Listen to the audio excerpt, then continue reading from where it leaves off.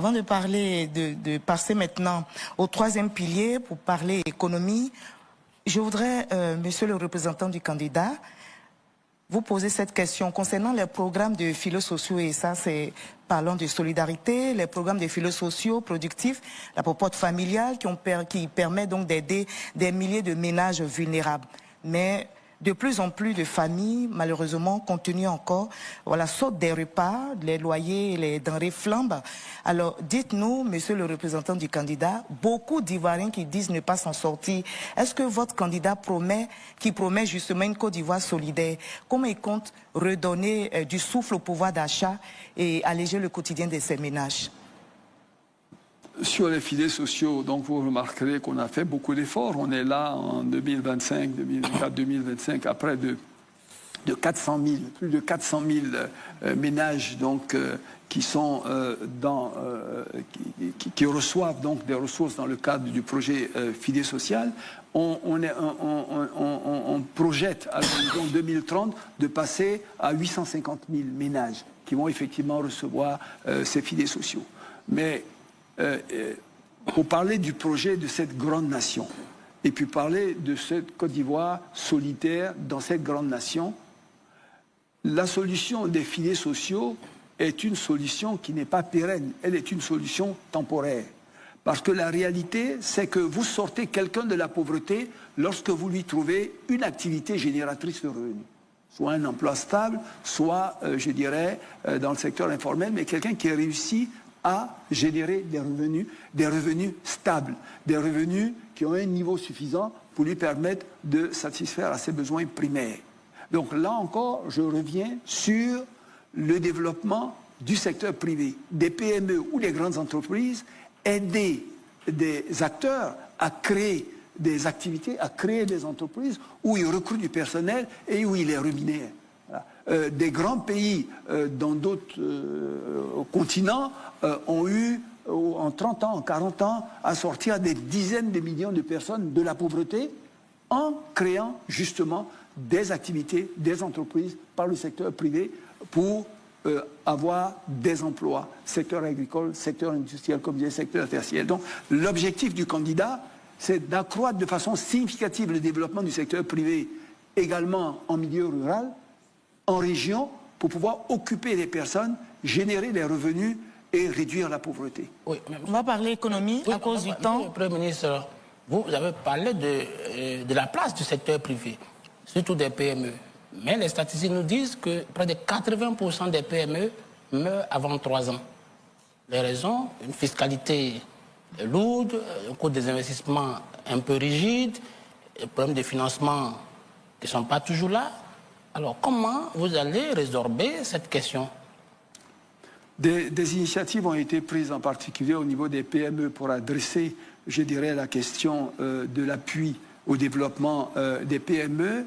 Et celle qui a été prise récemment et qui est donc en œuvre actuellement se retrouve dans la création de ce qu'on appelle le GUD, le guichet unique donc, du développement des entreprises, des PME, qui comprend essentiellement 2 grands volets. Un volet qui est recevoir les PME, les aider à formaliser leur plan de développement, les aider éventuellement à avoir du personnel de qualité ou à former leur personnel, puis ensuite un fonds, je dirais, de garantie qui permet d'apporter aux PME les garanties nécessaires pour obtenir un prêt bancaire. Donc ce n'est pas du financement par l'État des PME, mais cette institution de garantie a signé avec des banques locales, commerciales, des accords pour financer les PME qu'elle aurait garanties. Aujourd'hui, en l'espace d'1 an, on parle de plus de 2000 financements qui ont été obtenus par les PME. Et on voit que c'est une stratégie qui marche. 2 milliards, vous dites 2 milliards? Non, je parle de 2000 projets qui ont été financés, voilà, en l'espace d'1 an et demi. Parce que le problème de ces PME, lorsqu'elles arrivent auprès des banques, on estime qu'elles n'ont pas la garantie suffisante pour pouvoir bénéficier d'un financement. Donc l'État permet de combler ce gap-là en étudiant le projet, en regardant ses chances, je dirais, au niveau de sa faisabilité et en octroyant les garanties nécessaires pour que la personne puisse mobiliser les ressources auprès d'une banque. Et on pense qu'au cours des années à venir, on va donc passer à une haute échelle. Ce ne sera plus 2 000, ce sera 20 000, ce sera 50 000.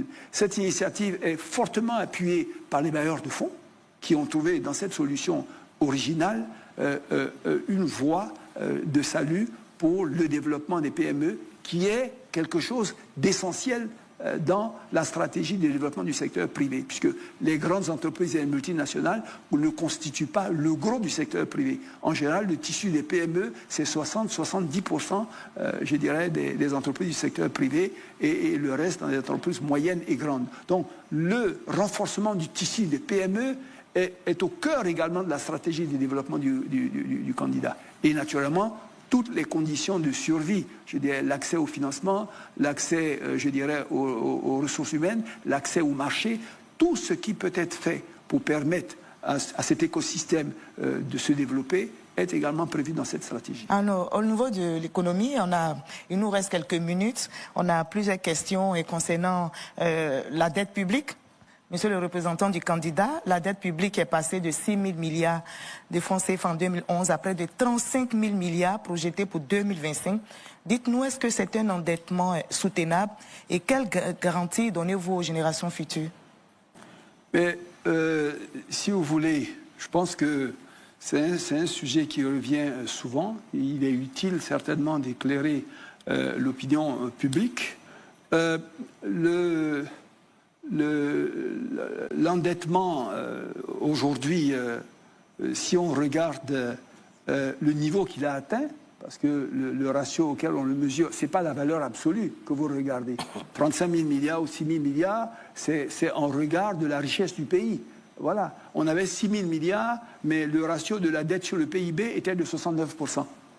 Donc c'était élevé, plus élevé que maintenant. On a 35 000 milliards, mais le ratio de la dette, je dirais, sur le PIB aujourd'hui est de 57%.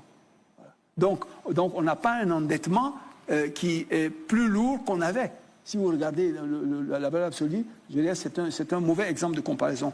La deuxième chose, c'est que pratiquement 80% de cette dette est libellée dans une devise qui ne nous pose pas, qui ne nous expose pas à des risques de change. Parce que souvent, le problème, je dirais, de ces prêts, c'est que vous l'empruntez dans une autre devise et lorsque il vient de rembourser, vous n'avez même pas, je dirais, de devise suffisante. Vous pouvez avoir un sujet de balance des paiements, un problème de devise. Ici, ça au moins c'est garanti. La troisième chose, c'est que le taux de rémunération moyen de ces emprunts que nous avons faits tourne autour de 5%, alors que la croissance économique que nous avons est autour de 7% par an. Donc on se rend bien compte que l'investissement qui est fait à partir de ces prêts induit un accroissement de richesse qui est supérieur à la rémunération de cette... Donc voilà, c'est un bon emprunt, c'est un bon investissement. Et pour terminer, ça quand même j'aimerais le rappeler à tous les sachants,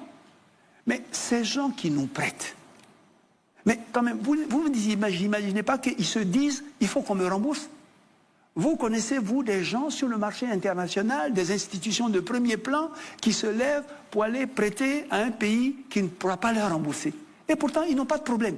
Au contraire, ils n'ont que des éloges. Et ils prêtent. Ils n'ont aucun souci. Vous, qui ne prêtez pas, vous avez un problème, je dirais, voilà. Mais pourquoi, comment vous expliquez le fait que ça ne leur pose pas de problème de prêter ? Monsieur le Premier ministre, ça veut dire que vous allez rester sur la même trajectoire d'endettement ou bien, parce qu'il y a des niches quand même que vous n'exploitez pas. Par exemple, l'impôt foncier reste marginal. Il y a le secteur informel qui est sous-fiscalisé. Ça veut dire qu'il y a des ressources qui sont en déperdition. On parle de souverainisme. Qui sont en déperdition, que vous ne récupérez pas. Ça, c'est un autre sujet. Ça, c'est un autre sujet. Non, dans ces conditions-là, ne me parlez pas de dette. On peut considérer que c'est parce que vous n'avez pas suffisamment de mobilisation interne que vous allez à l'international. Ça, c'est vous qui présupposez ça. C'est vous qui présupposez ça. Parlez-moi alors du financement de l'économie. Ne me parlez pas de dette. Moi, j'ai une économie, je dois financer un budget. Où est-ce que je mobilise les ressources pour pouvoir financer cette économie? Qu'est-ce que je prends dans mes ressources propres? Qu'est-ce que je prends dans des emprunts? Voilà. Donc, qu'est-ce que je... Ici et là, on discute. Mais si vous prenez juste par lorgnette de la dette, moi je vous réponds sur la lorgnette de la dette. Oui, il faut accroître le taux de collecte fiscale, on appelle le taux de pression fiscale.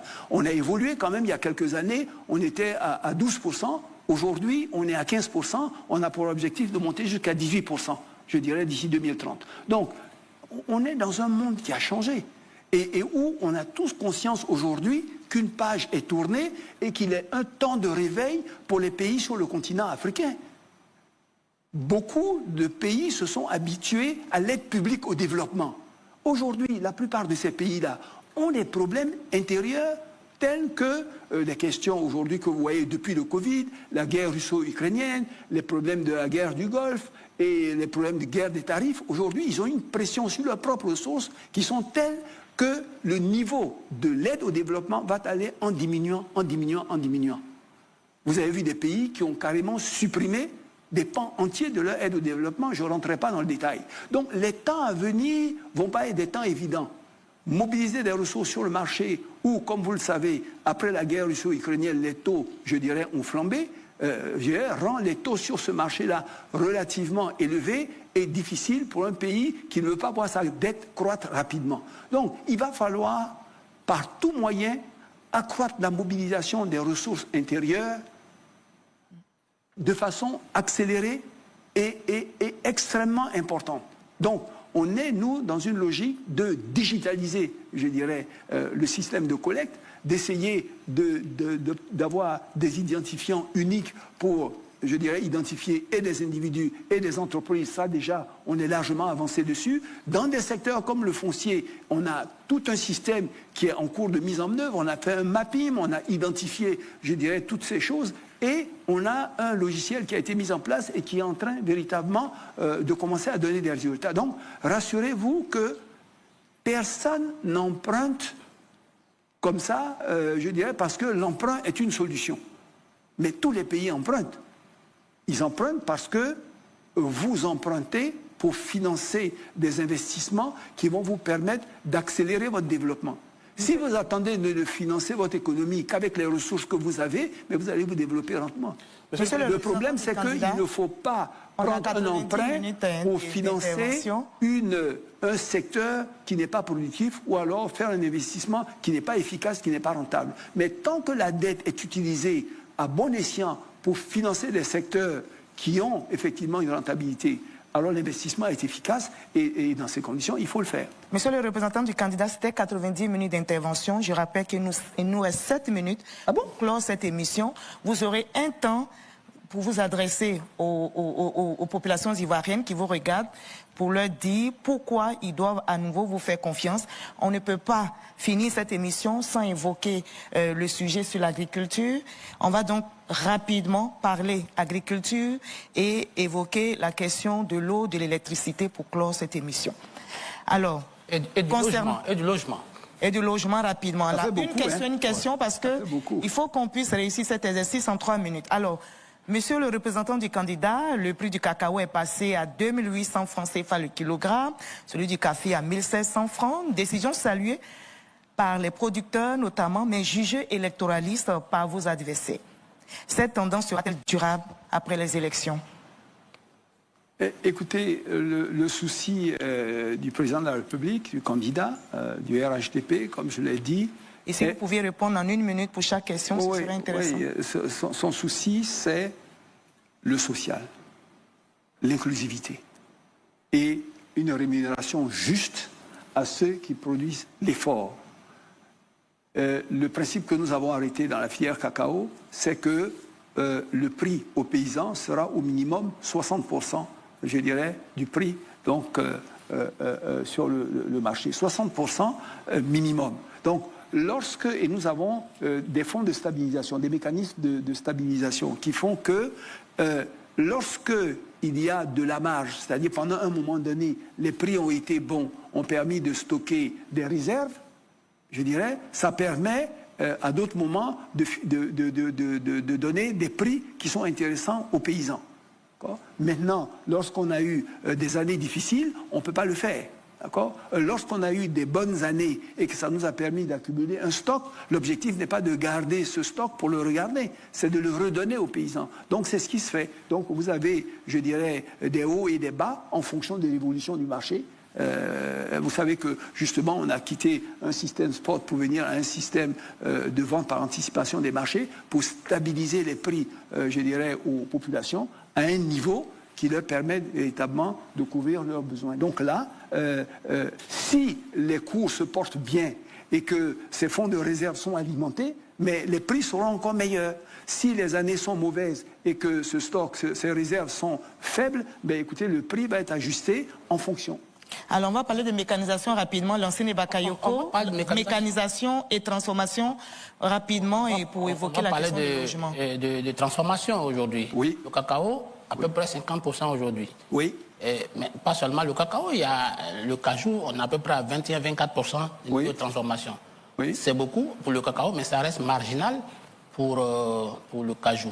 Et je voudrais que vous nous apportiez une solution aussi pour l'ananas, aujourd'hui, qui est complètement en déperdition, qui est en déclin, 27% de moins au niveau des exportations. Solution. Oui, bon, donc sur la transformation du cacao, on est quand même passé à 50%. Monsieur le représentant du candidat, malheureusement, ce sera la dernière question. Et dans votre temps de message de fin, vous allez aborder la question de logement rapidement, la question d'électricité pour assurer les Ivoiriens qui nous regardent. Les factures sont élevées, moi-même j'en suis victime, j'attendais cette occasion pour vous le dire. L'eau également, est-ce qu'aujourd'hui le programme Eau pour tous est une réalité? Vous allez donc aborder cela dans votre conclusion. Répondez à cette question et on vous donnera le... Oui, en fait, je pense que les transformations, les taux de transformation sont intéressants, je dirais. L'objectif, c'est que au cours des années qui viennent, des 5 prochaines années, on arrive pratiquement à des taux de 80 à 100% de taux de transformation pour la plupart de ces produits-là. Mais le taux de transformation, également, pas seulement le taux de transformation primaire, le taux de transformation secondaire, celui qui permet de retenir le plus de valeur ajoutée dans le pays et le plus d'emplois. Donc oui, on va avoir des stratégies qui permettent effectivement d'accélérer le processus de transformation.